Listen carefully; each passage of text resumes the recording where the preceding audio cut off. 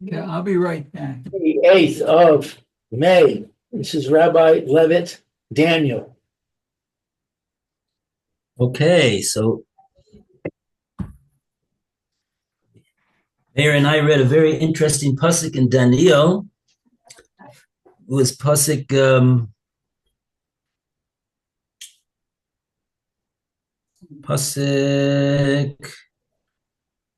Yud Daled. Yeah, pasuk Yud Daled.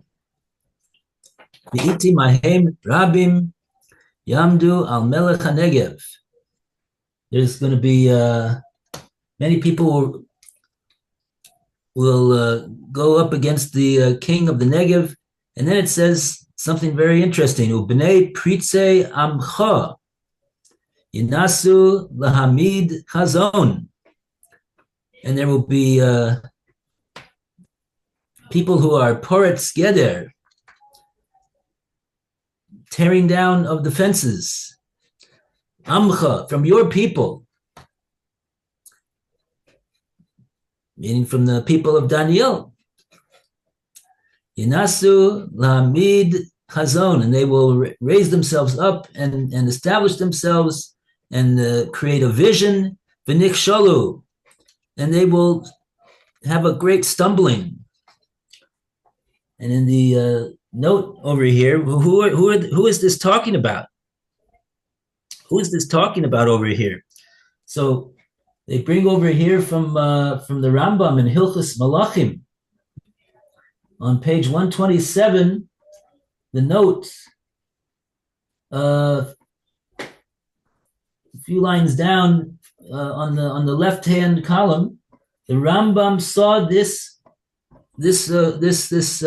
pasuk, B'nei Pritze Amcha, as a strong allusion to the founder of Christianity.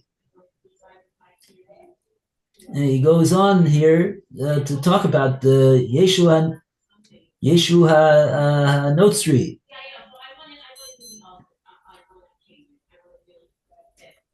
Who he himself thought that this is the Lashon of the Rambam. He imagined himself, this Yeshu, to be Mashiach, and he was put to death by the courts. The Rambam says it's already been prophesied by Deniel, this whole episode. And from this pasuk, B'nei Pritze Hador, B'nei Pritze Amcha, of your people, they will raise themselves up and they will establish a chazon, like their visionaries, but nikshalu, they will come to a stumbling. And the Rambam continues, for is there a greater stumbling block than this? All the prophets foretold that the Messiah will redeem Klal Yisrael and help them and gather in the exiles and support their Shmiras HaMitzvahs. But this one, he did just the opposite. He didn't gather in any exiles. He caused the Jewish people to be put to the sword, to have their remnants scattered and to be degraded. And he changed the Torah, and he misled the rest of the entire world to serve some type of something other than Hashem. But lest we think that Hashem is not in charge, the Rambam concludes, at least this part that they put over here, the thoughts of the Creator of the world are unfathomable to humans. So to say, this was also obviously part of the divine plan, because it happened. If it happened, it must be that it's part of the divine plan.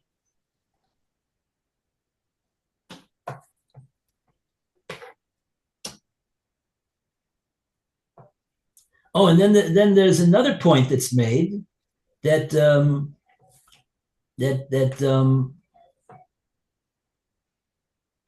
they say in the next paragraph after that, that's in brackets. Although this verse belongs to the Greek era, according to Rav Sadia and Rashi, it doesn't preclude the above interpretation, because it's likely that the that this whole episode with the Yeshu, it had its roots in the Tekufas Chashmonoim, in the time of when Klal Yisrael was under the domination of Yavon, of the Greeks, and many of the Jewish people became Hellenized.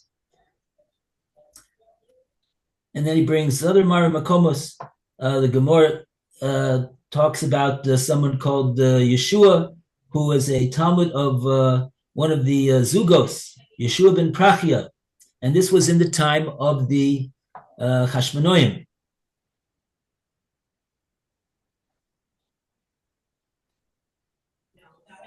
Okay, so that's what we talked about yesterday. With Meir, and Meir is here? Oh, Meir had to leave. Okay, he'll be back, Bez Hashem. Okay, so with that, we go to the next pasuk, pasuk Tesvav.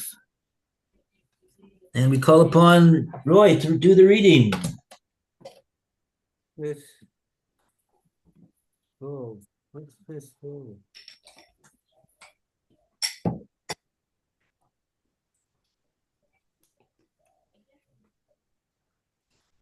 Are you muted, Roy? Oh, I'm muted. No, I don't know. I don't No, see that I'm you not are. muted. Just can't hear you. Yeah, right. No, what's this for? Okay. What? Hello? Tesvav. Test for. What's test for? Yavo melech hatzofon.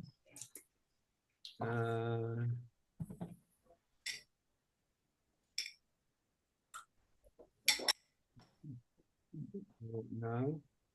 What's test for in English? 15. 15. 1-5. Oh, I see. Oh, I see. Right, back a page. Sorry. All right. So, oh.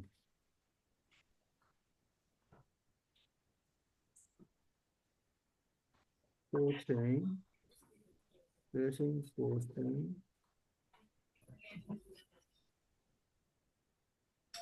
We've got 16, so I haven't got 15. I'll read what I've got. I can't see 15 here. I've got Uvaitim, Haim, Rabbi Yamdu, Al Melech, Negev, Ubanai, Paritzai, Amacha, Yinasu, Amid, Hazon, Benich Shelu. Oh, I see. I've got Tesvav. That was 14. So Tesvav is Vayov. Yeah. Vayov Melech Hatzafon Vayishpoch Solo Velochad Ir Michtzoros Uzoros HaNegev Lo Ya'amod Modu Va'am Mifchorod Va'ain Koach La'amod. Will fail. And the king of the north will come and pour a mound, is that right? And seize the fortified city, and the arms of the south will not stand up, and the people of his chosen ones will have no strength to stand. Was that the right translation? Yeah. Because I haven't got 15 in front of the English sentence, the start of the English sentence. So that's what threw me. All right. They couldn't fit it in because they started at the beginning of the paragraph of the, anyway, it doesn't matter. So that's what I've got. And the king of the north will come and pour a mound and seize the fortified city, and the arms of the south will not stand up, and the people of his chosen ones will have no strength to stand.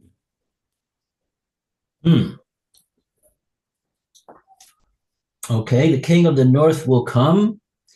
The vision resumes here from where it was interrupted in verse 13. Bo Yavo, he will launch an attack. And verse 14 was a parenthetical digression foretelling the alliances that Antiochus would form. In addition, telling us about according to the Rambam,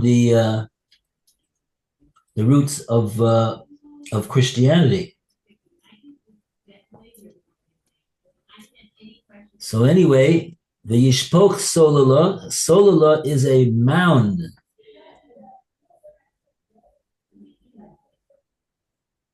They say a siege work. I'm not sure what a siege work is.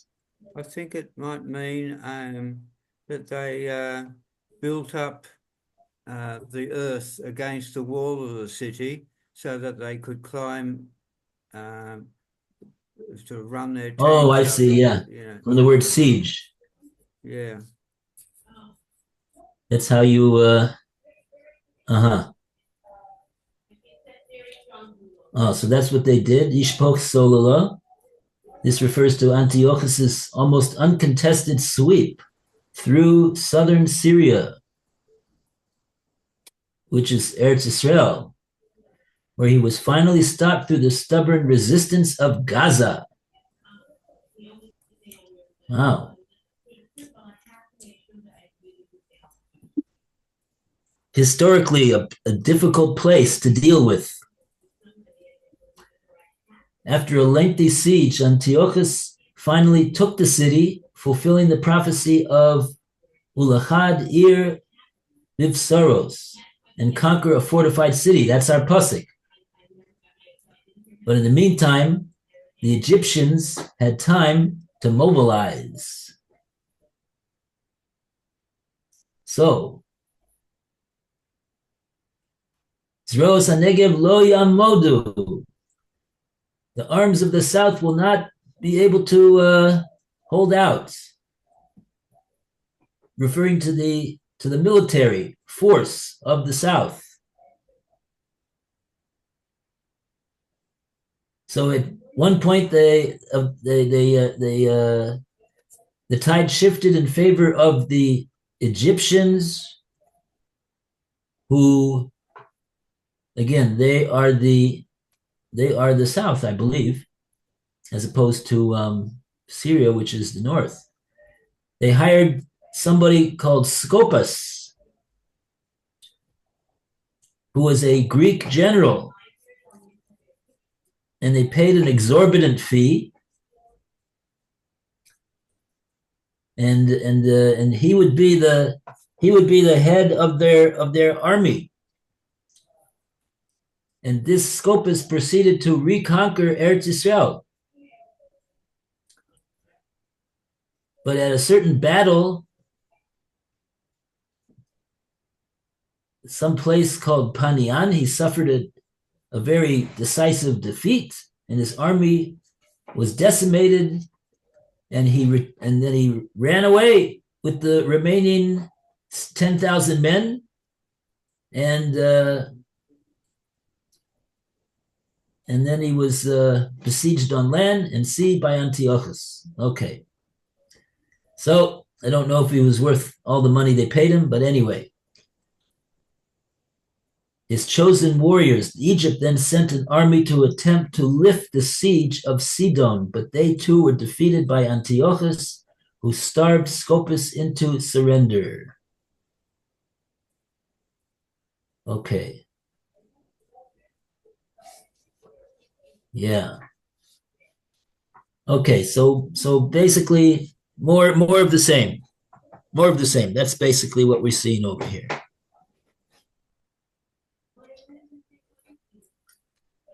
Okay.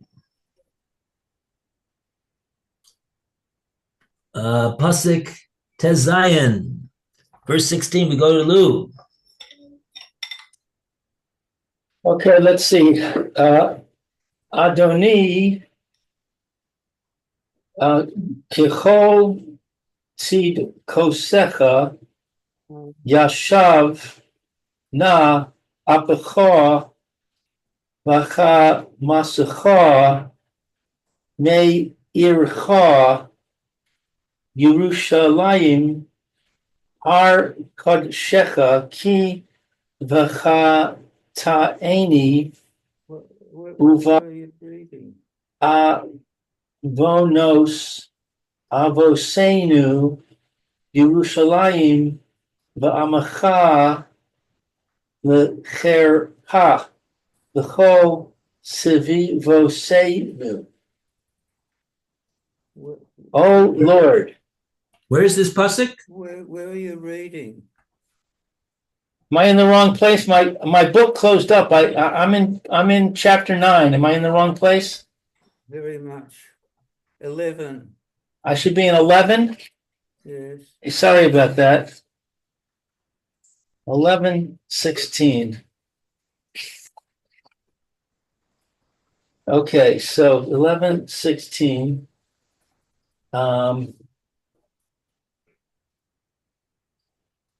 Vayas haba elav. Is that right? Right? Kirtono ve'ein omeid lefanav vayamod be'eretz hatzvi ichala v'yado. So the invader will then do to the southern king as he pleases, and none will stand in his way. He will also stand in the coveted land with annihilation in his hand. Wow. So let's see, the commentary says, the invader will then do to the southern king. The invader is Antiochus III, who will come to him to Ptolemy's domain, and will do, etc., as he pleases. Antiochus III proceeded to retake southern Syria uncontested. He will also stand in the coveted land. Eretz Yisrael is called Eretz Hatzvi, the coveted land. Radak to Ezekiel, and in Sefer Hashorashim derives it from the Aramaic tzaveh, desire, covet. Targum Yonasan to Ezekiel and Yirmiyahu renders it Tushbachta, the praised land. After consolidating his victory in southern Syria, Antiochus penetrated Eretz Yisrael, where he captured Yerushalayim and the rest of the land as far as the Sinai desert. With annihilation in his hand, had he been so inclined, Antiochus could now have destroyed the land and its inhabitants. His purpose, however, was to keep these lands as permanent additions to his kingdom. Accordingly, destruction would hardly fit his purpose. Rashi and other commentators understand this phrase to indicate that Antiochus actually wrought havoc in Eretz Yisrael. Rashi understood verses 16 through 18 as referring to Antiochus IV, the villain of Hanukkah. From Josephus, we see that Antiochus III was favorably disposed towards the Jews. Baaldim renders V'chala as if it is read the kula, all of it, or the chila, and he completed her. That is, he completed his conquest of the land.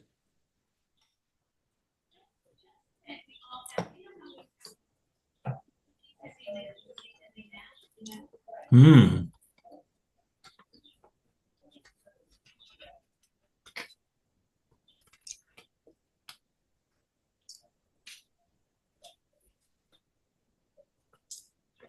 Oh, so according to Rashi, this is the Antiochus of the episode of Hanukkah.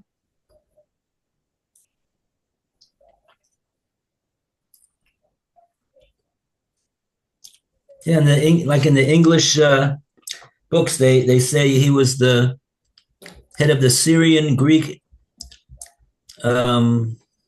kingdom, whatever, some type of a alliance between Syria and Greece.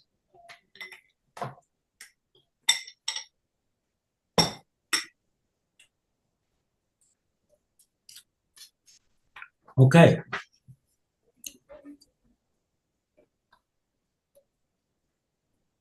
Just looking in Rashi,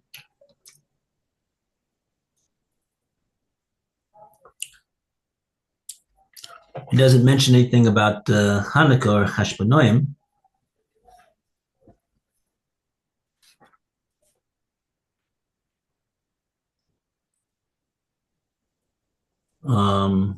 No, not that I see. Okay.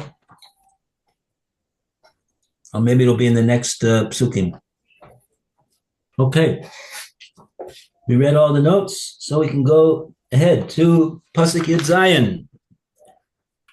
Mayor still didn't come back yet. Okay. So Roy, you want to continue? Good sign. The same Konov Levo Besokef Ko Malachuso Vayishorim Imo V'oso Uvas Hanoshim Yiten Lo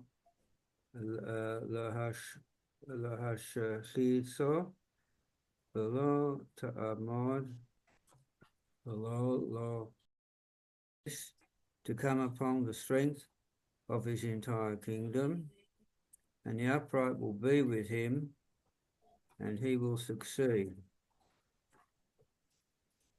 Now the daughter of the women he will give him to destroy her, but will not stand, and she will not be for him.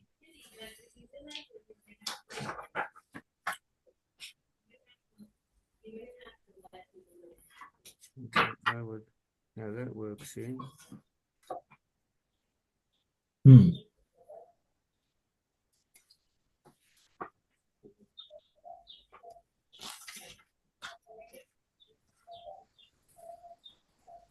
Okay. So let's see. Notes to verse 17.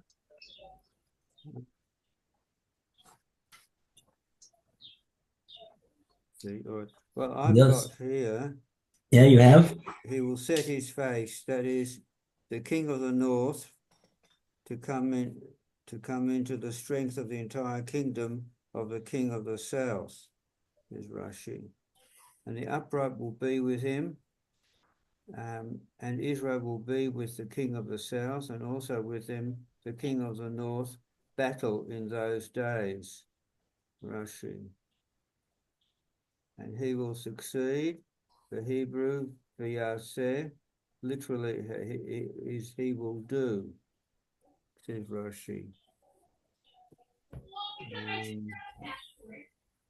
Now it says here, for the daughter of the women, he will give him to destroy her.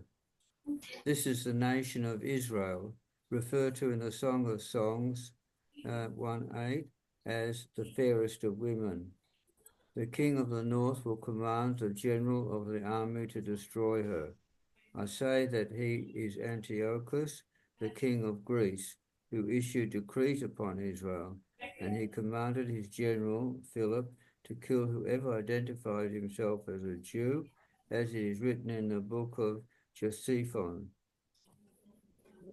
chapter 18 there, says Rashi. But it will not stand, this counsel of his, and she will not be for him. The daughter of the women from Matthias, the son of Johanan, will rise and break off his, that's Antiochus's, yoke from Israel, says Rashi. So according to Rashi, these psukim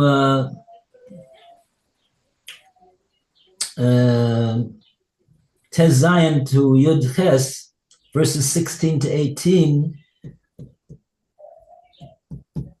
when we talk about the king of the north, or we don't actually even mention him by even by that title, but he's the he over here. That is the Antiochus of the episode of Hanukkah, when the Hashmonaim got up and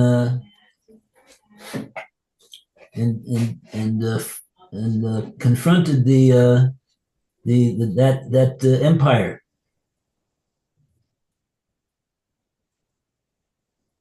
So they are called the Yesharim.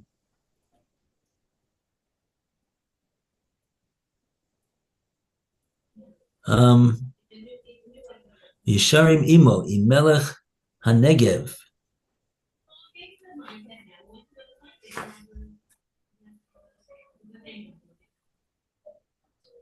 They will be with the king of the south. Oh, and as you said, the Bas Hanashim, that's referring to daughter among women, is referring to Eretz Yisrael. Like we say in Shir Hashirim, that Shlomo Melech compares Klal Yisrael to an Isha.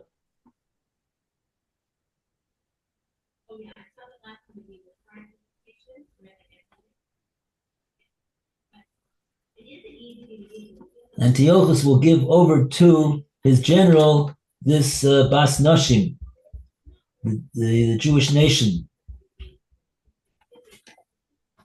To do what?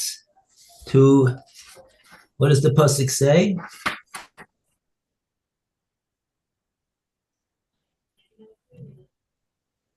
Iten lo lahashchisa, hashchasa, destruction. Below samod, below loitiyeh. It won't. The plan will not succeed. It won't be able to do that to the Bas Nashim, to Klal Yisrael, and she will not belong to him.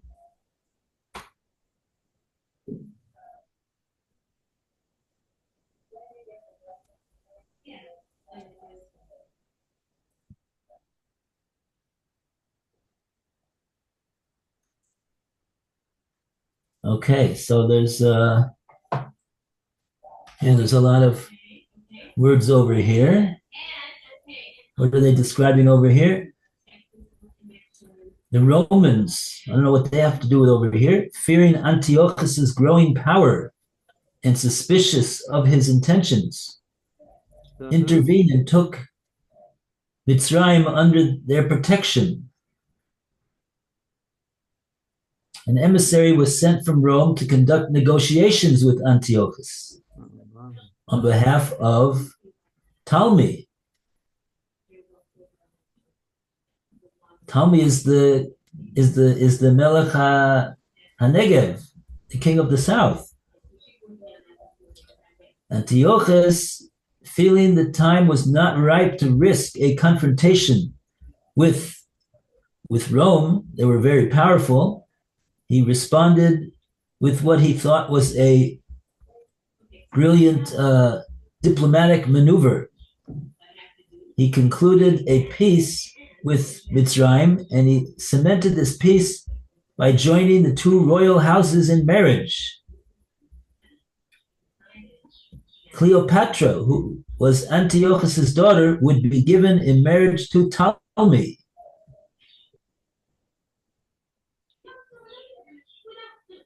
Wow. Antiochus depended on his daughter to create a fifth column within Egypt, hoping to gain by treachery what he did not dare attempt to gain on the battlefield.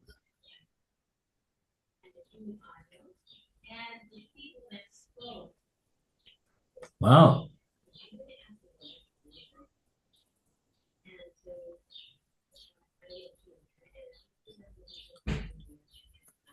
So anyway, so they gave over Klal Yisrael to the general to Lahashchisa, to destroy Klal Yisrael. Below Tamod, it didn't succeed.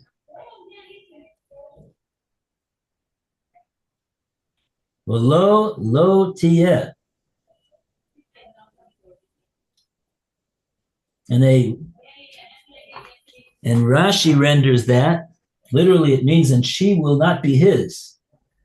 The Bas Nashim, Klal Yisrael, will not be his. They won't belong to that kingdom.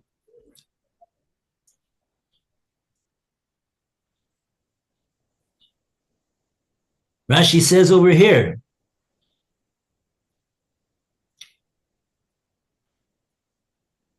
oh, look at Rashi. There's a long Rashi over here telling a little bit about what went on.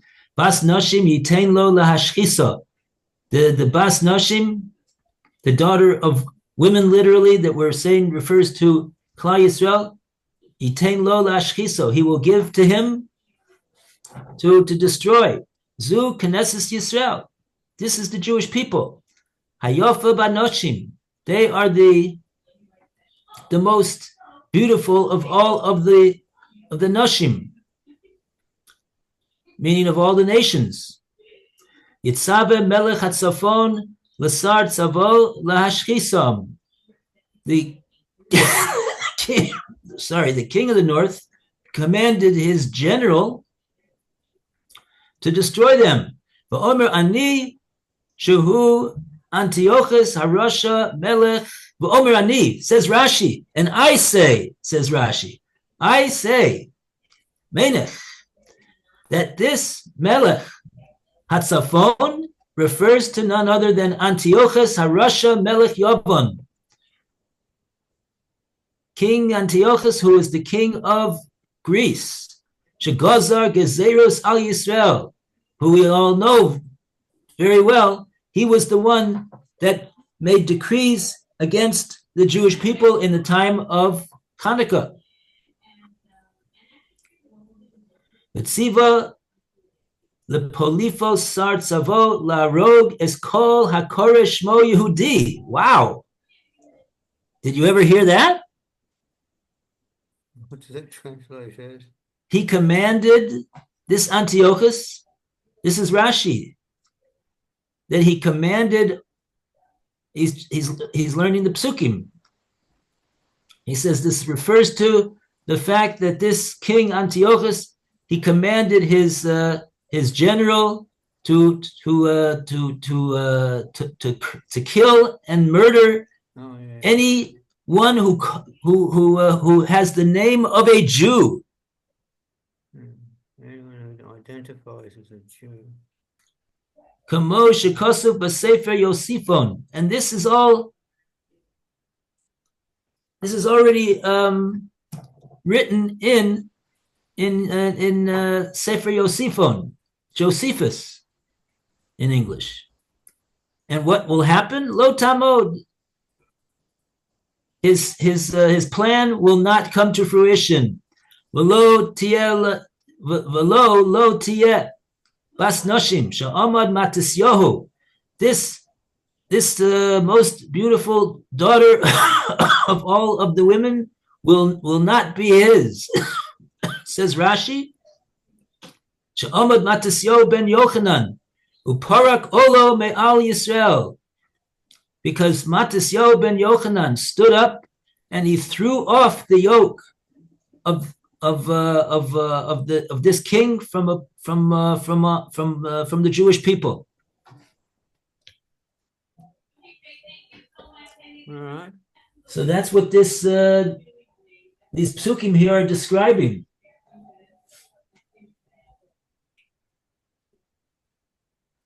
Turbulent times. Turbulent times. But they all the times are turbulent. Like we say in the Haggadah, Shebachol dor v'dor, in every generation, Oman aleinu lechalusenu, HaKadosh Baruch Hu, how do we get saved? How do we keep surviving? Generation after generation after generation. One lamb among 70 wolves? How could it be? HaKadosh Baruch Hu matzilenu miyodam. Hashem saves us from their hand.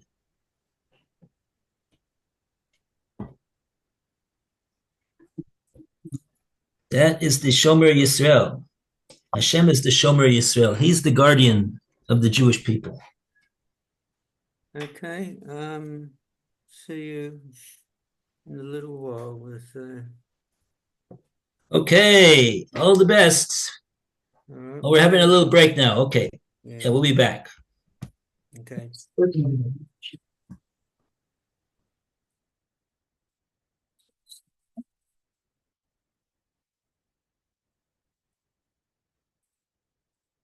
Let's see this. My area is the distribution.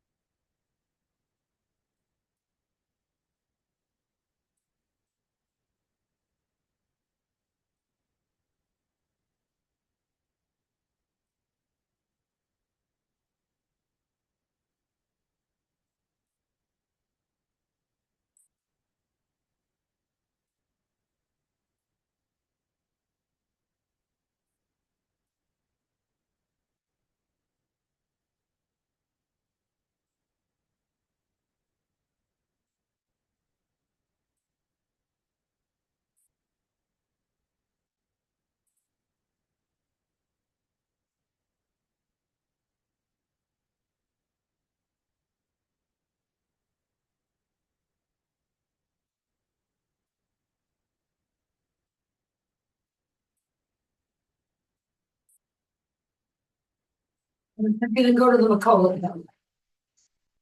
Okay, Judy, let's look up.